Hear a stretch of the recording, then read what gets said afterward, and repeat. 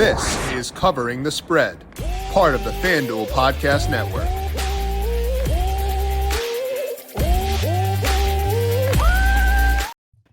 It took 4 weeks, but we are finally into the full-blown injury section of the NFL season, because we have got injuries to not just quarterbacks like Lamar Jackson, but also several of the best left tackles in football are going to miss some time. We got Malik Neighbors and Tyreek Hill down as well, which leaves a lot of uncertainty when it comes to betting. We do have some fun games on week 5 still, and we got a guy who has a player-level NFL model in Brandon Gdula here who can walk us through what that looks like, trying to account for the fact we've got some key non-quarterbacks who are out this week and where he's seeing value in the betting markets for week number 5. Welcome on into Covering the Spread, a FanDuel Research podcast. My name is JimSannes. I am a managing editor for FanDuel Research. Joined here, as mentioned, by Brandon Gdula. You can find him at X at Gdula13. He is on Blue Sky at Gdula. Check out his work at FanDuel Research, where he is a senior managing editor. Brandon, week number 5 is here. A lot of injuries, unfortunately, to discuss. How you doing today? I'm doing pretty well. Had a good beat on the Ryder Cup. Good beat overall on week 4, so hoping to keep that going. I'll keep the Ryder Cup takes to a minimum, but I think it's gonna be an interesting 2 years. It'll be very interesting. Hopefully dynamic 2 years for Team US, given the way things went.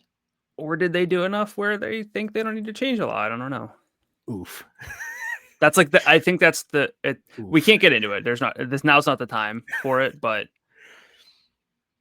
it's interesting because it's a data conversation. It's like data versus the eye test, which, as we're about to talk about, trying to layer in these injuries to especially non-quarterbacks, like it's kind of the eye test. It's kind of some assumptions. So I guess it is related, but I got to save everyone from just, getting into it.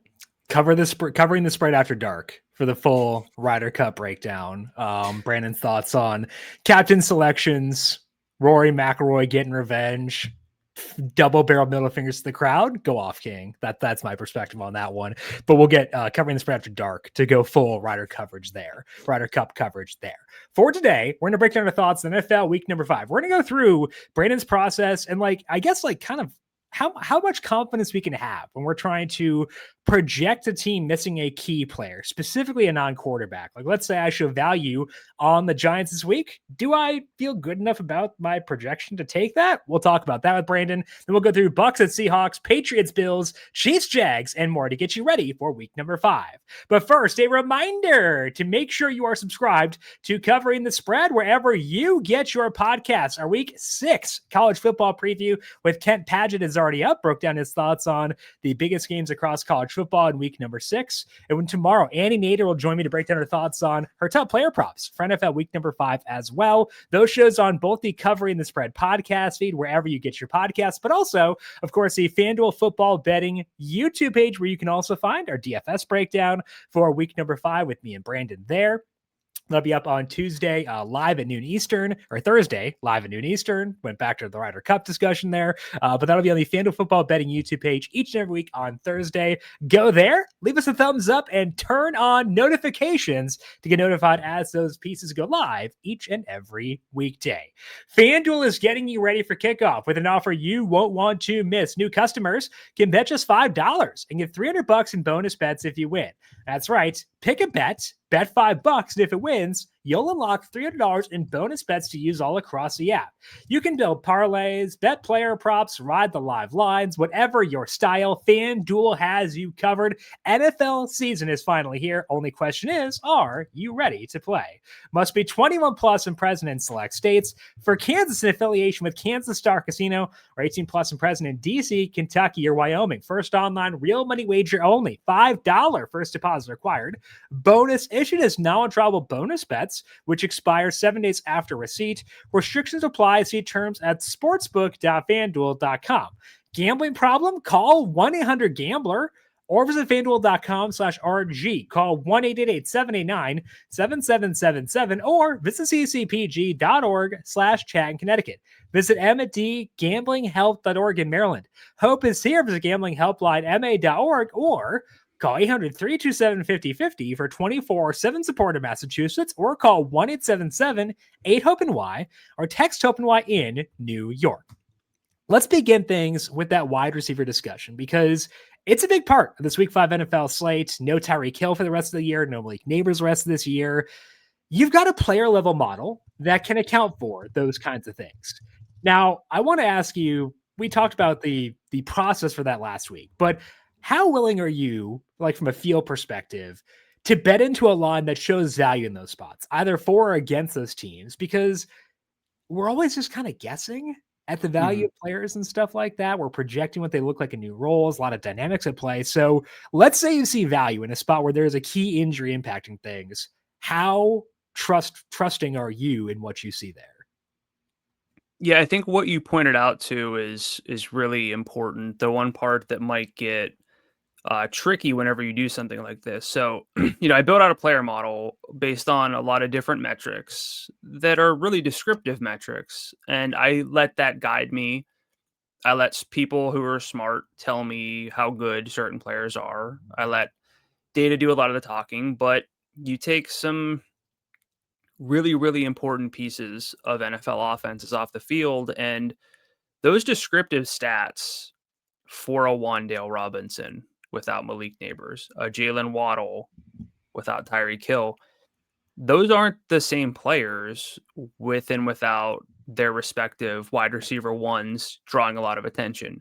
And this is my first year with this model. And for anyone who didn't listen last week or didn't remember exactly what I said, like, the player level stuff is a big part of what I'm looking at this year. I still layer it in with other information.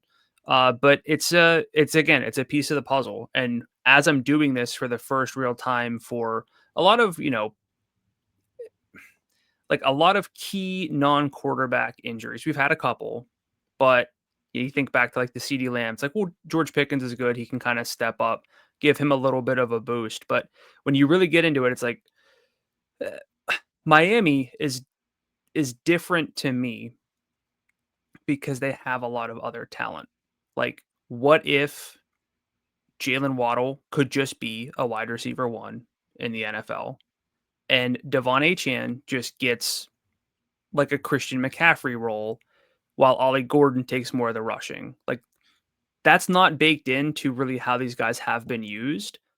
And there's no way, unless there's a great sample of this core on paper to like draw back, like to go back to. And even then you have to look at opponent adjustments and was that team healthy and all that kind of thing. So I don't think there's ever going to be an answer just straight up in terms of how you make these adjustments.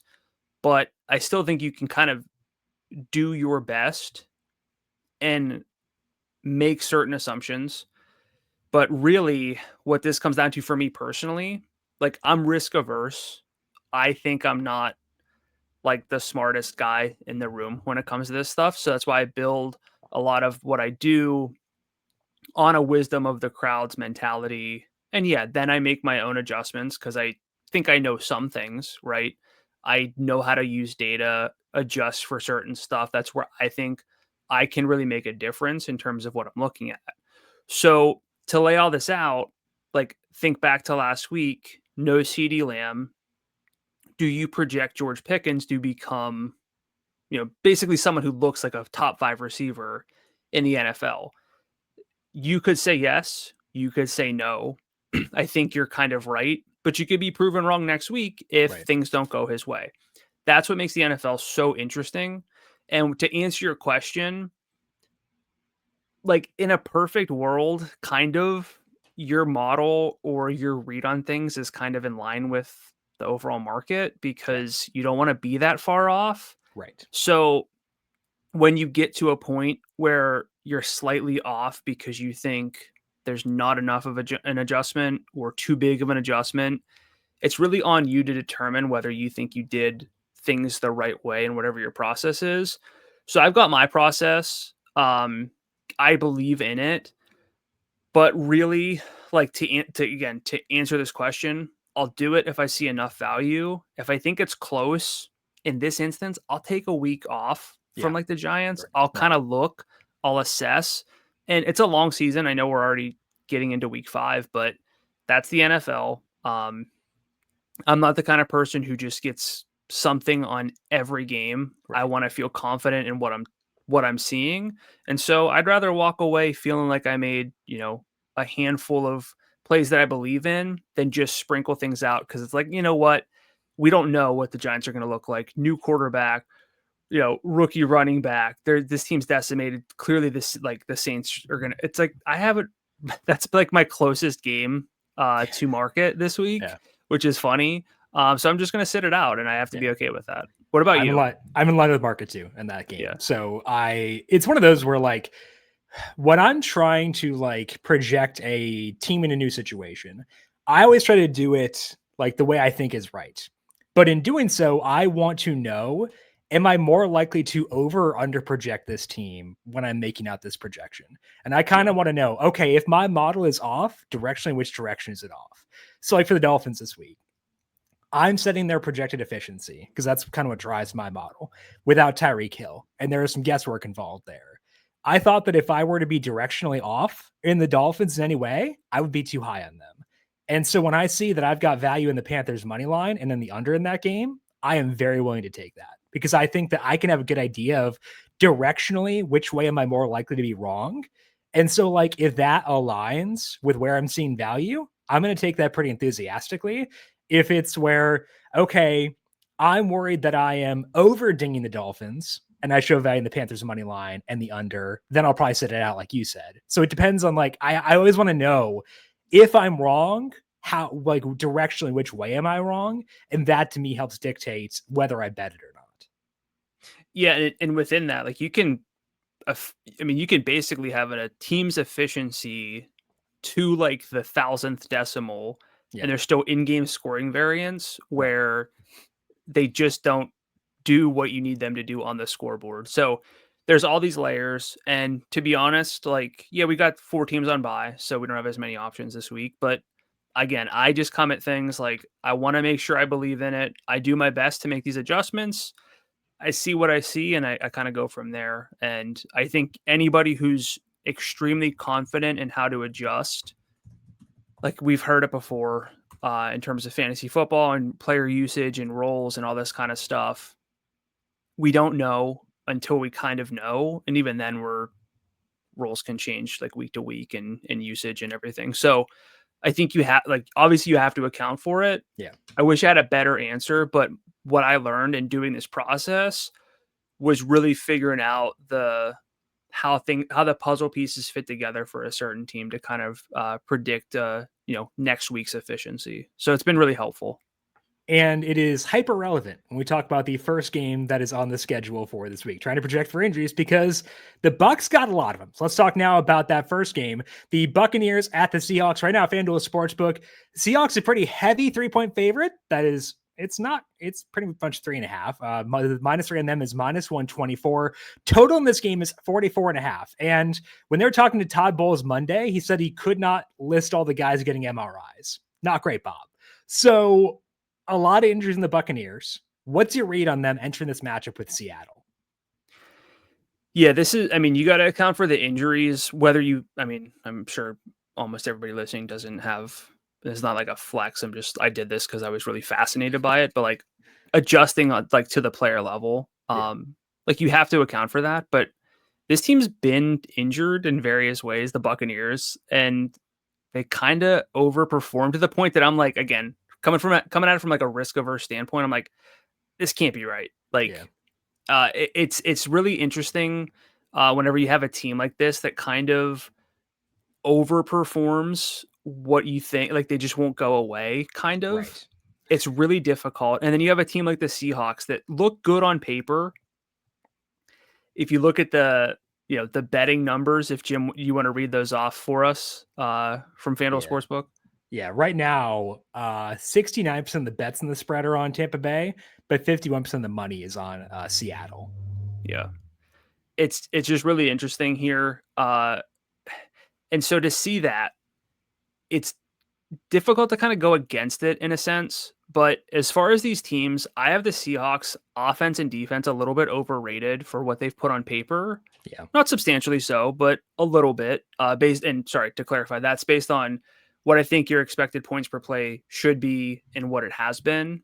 But for the Bucs, it's like the inverse. They're a little bit underrated on both sides of the ball. So it's like, okay, once again, I can't quit the Bucs. Yeah. But they have got so many injuries that how do I believe in this going basically as far as you could go in the NFL? Yes. I know we all think of West Coast to East Coast, but there's some interesting East Coast to West Coast splits too. It could have something to do, especially in recent seasons, with who plays on the West Coast, like generally some good teams. So keep that in mind. But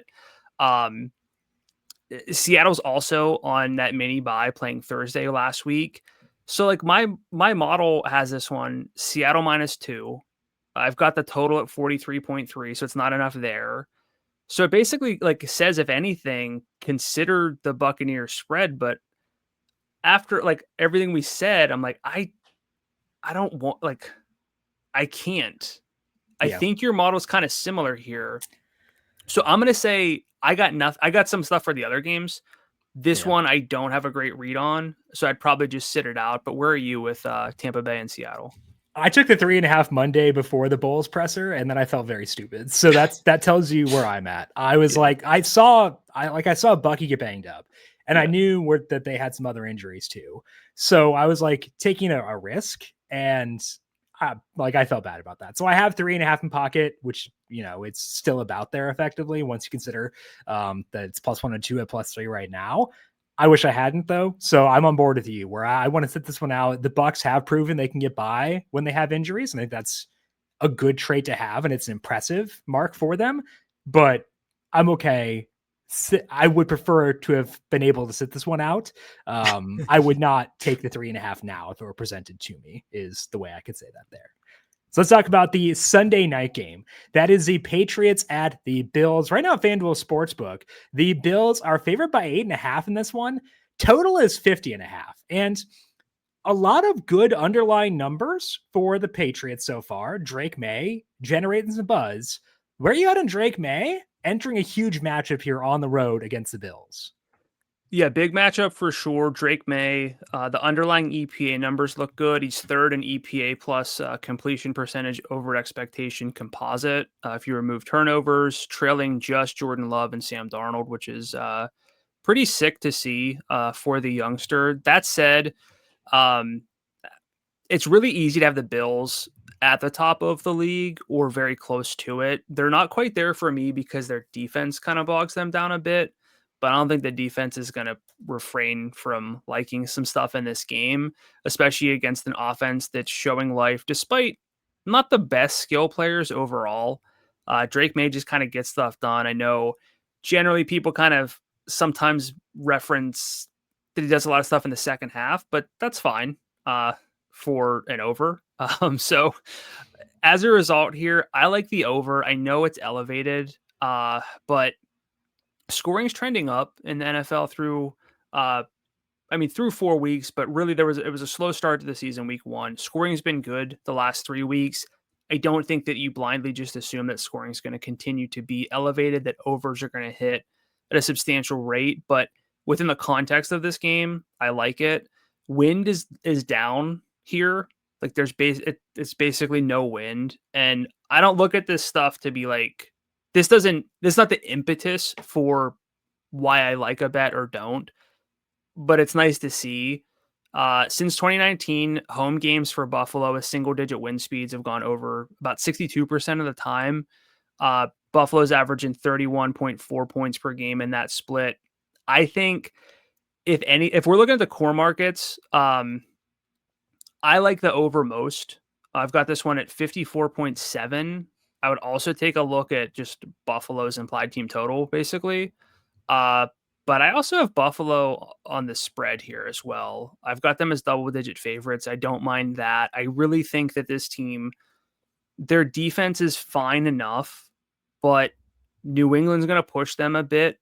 I don't think that Buffalo is going to be able to kind of just take the air out of the ball here. So to me, I'm on the over. I would consider Buffalo to cover as well, but my preferred route here would be the over. What do you see?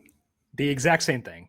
We are very in line. I agree with you where I don't want to take the spread as much. Like you said, you prefer the over.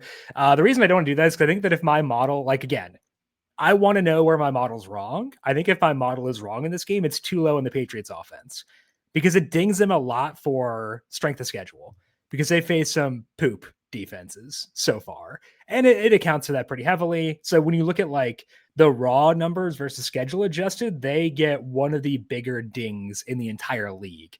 So that matters for me.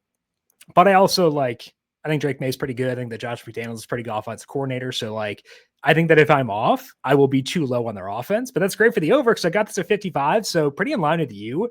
This is the 5th highest total I've had since my model. I started running my totals model in week 12 of 2022. And if there are 6 games within a half point either way of where I have this one, and 4 of those 6 have had 68 or more points, not 51 or more points, 68 or more points, average of 67 points in that span. So it's like they've gone way over. So I talked on Tuesday's show about an alt over kind of thing. I do like getting a win at 51 though. So the key number person in me is getting a win at 51 is pretty nice. I kind of want to stand pat at 50 and a half. I think what I've taken the over already myself. I'm guessing I'm probably going to wind up adding a bit on an alt over, probably I don't know. I'll work out the key number later on, but I think that I will be looking at an alt over added on later this week too. Yeah, anytime you can get Josh Allen not playing in heavy wins is interesting. So Josh Allen in a key matchup too, because this is a big game for the AFC East. Yeah. Put some distance between them and the Patriots. Don't know if they have a lot of other competition really. So this is a good one. You'll probably see Josh Allen run quite a bit here as well. And I just think that we're going to see points here. It doesn't really feel like a take the air out of the ball kind of game for either side here. I agree. So Brandon's on the over 50.5 minus 105 with some consideration towards the Bills minus 8.5. Let's talk now about the Monday night game. That is the Chiefs at the Jaguars. Right now, FanDuel Sportsbook, pretty heavy 3-point spread in favor of the Chiefs here. That's minus 118. Total in this game is 46.5, shaded towards the under. Brandon, you said last week that you wanted to buy low in the Chiefs, and they got a blowout win against Baltimore. This week, they're facing the Jags, a team the market has been pretty high on so far this year. Anything you like in this game, Chiefs at Jaguars? Yeah, just a reminder, don't look at team records early on and assess that as who's good. There's more to it than that. It's not it's just kind of a reminder. I think sometimes we can panic, but the underlying data is going to win out over a large enough sample. Just depends on I guess what data you're looking at too. But right now the Chiefs are 8th in point differential. It's not even adjusted for opponent. We know they've had a pretty good, schedule so far. They're 2-2. We know that, but to be top 8 with a 2-2 record is definitely interesting. Finally had the 1-score games go, not their way, 0-2 so far after, I don't know, being 30-0 and the last 30. So that stuff happens. But I still have the Kansas City offense underperforming their points per play based on where they should be. I have them as a top 6 offense, and I don't really care about that. I don't think that's wrong. We see them with Xavier Worthy. It's kind of a different offense. You give Pat Mahomes something to work with. It's really interesting. And based on their slow start, I think we're going to see Mahomes play free until they get a little bit of leeway, and I don't really know if they're going to get that. We might see Mahomes pushing all season, which you want to talk about your player grades and look at player trends from the last recent years. Mahomes with something to play for is just different than kind of let's just go out and they're not okay. It's too high safety. Let's just throw it underneath and try to win by 3 points. You have to account for that. And so I'm really considering just bumping up Mahomes, honestly, for thinking he's going to play a bit better this year than he has in the past. It's another thing to think about with the player level stuff is okay, what's different? How am I projecting this guy forward as well? The Jaguars defense rates out really well by points per play. They're top 5, but I kind of have them as more of a, not quite a league average defense, but not nearly a top 5 defense. So like that's factored in here. So overall, despite it being a road matchup, I have the Chiefs by 5.2. The total for me is 49. So I think this one again goes over, which is pretty rare for me to like overs more than unders, but this is kind of where I'm seeing it. I'm not gonna force that. In this instance, though, I'd actually rather go the Chiefs -3 than the over. I still don't fully believe in the Jaguars. I think that the Chiefs can throw enough stuff at a team that, like, just 10 days ago we were like, what's wrong with this team? I don't want to lose sight of that either. So I'd rather back the Chiefs here -3 than go with the over, though I see value on both. Yeah, I think think through the Jags games. Week 1, they had that weird weather delay against Carolina, and Carolina has not looked good for most of their games so far this year. Week number 2, they went on the road, faced the Bengals, and Joe Burrow gets hurt, leaves. Jake Browning still covers the spread in that game, despite throwing 3 picks, which is bizarre. Week 3, they get the Texans. The Texans moved the ball pretty efficiently, but then had some the dumbest, most Texans nonsense you've seen in your entire life occur during that game. I'm not still mad about it as someone who had the Texans money line in that game. But then last week, they're facing the Niners, and Brock Purdy didn't look fully healthy. Also lost Juwan Jennings, or lost Pearsall mid-game, and Jennings was I don't know, looked like he had a broken rib basically most of that game too. So when I look at a schedule adjusted defensive ranking for the Jags, it's still not overly flattering, kind of like you said, where they've played well. I'm not sure if I buy into that just yet, especially their early down pass defense has been good, but it looks a lot worse once you adjust for schedule. Rush defense has not been amazing adjusted for schedule, and they've been struggling in late downs. Maybe that does regress. Maybe they are good and they start to get better on late downs, but I'm not fully there yet, just based on I don't think the personnel is good enough for me to be super enthusiastic there, especially with this Chiefs offensive line starting to figure itself out and run into form.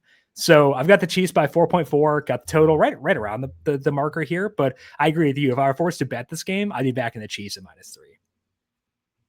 Yeah, I just believe in Kansas City. Still not sold on the Jaguars. This could be one of those man, remember when we still believed in the Jaguars and we were down on the Chiefs? I'm not saying that's going to be the case. Yeah. I don't think that the Jaguars are just not a good team. Yeah. But again, ignoring the records and the results and just looking at the data, to me, the Chiefs went out here. Yeah. Enough for me to want to be on them -3. And then them giving Xavier Worthy 2 rush attempts last week says to me he's healthy, and that's huge for them for sure. Yeah. So Brandon's on the Chiefs -3 and taking the Pats Bills over 50.5, considering that spread at -8.5. All right, Brandon, let's open up the reins here. Any other bets you like across week 5 in the NFL? I got 1.5. I don't want the second one to be an official one. I got caught with my hand in the cookie jar on the show last week, but I got the Cardinals. I'm not a Cardinals guy, but I got the Cardinals to cover this week at home against the Titans off of a mini bye playing Thursday. The Titans, I know it's 8.5. But to me, this is one of those, you can't just list all the things that are going for a team and be we'll just bet because this could be 16.5. It's well, they get extra rest. The Titans aren't haven't shown us anything. So just bet them blindly. It's not that. It's that I see the value, and it's I'm actually pretty far off of market on this one, and it's eye-opening, but it's okay, I'm still good with this. Yeah. I've downgraded them for not having Trey Benson, so I got some subpar running back play in here, but the Cardinals offense, stop me if you've heard this one before, but they're underperforming expectations. And so are the Titans, but it's still not good, even if you think that they should be a little bit better. Arizona's lost 2 straight. If they can't get up and win this game handily, I don't know. I think I just crossed them off the rest of the way. I believe long term in Cam Ward, but you have to cook up some stuff to limit him when you got some extra rest and your backs are kind of against the wall already in the NFC West. So could I just say the money line? Sure. But like it's minus 450. I think that they can go out and actually win this game pretty decisively, because if they don't, I don't know what we're doing in Arizona. Do you have any read on this one? I was checking to see if I had value in the money line at minus 450. I do not, but I do have this a little bit more than 8.5. So yeah, I understand there. I actually took the over in this game, 41.5, which feels great after the Titans got shut out last week. So that's super exciting, and I love that. But yeah, I think the Cardinals offense should do something, which is my famous last words. So unfortunately, I also have faith in the Cardinals offense, and I hate it. Look, you got Marvin Harrison Jr. going a little bit, right? You're down your running backs. You got to build on that. Just get them flowing.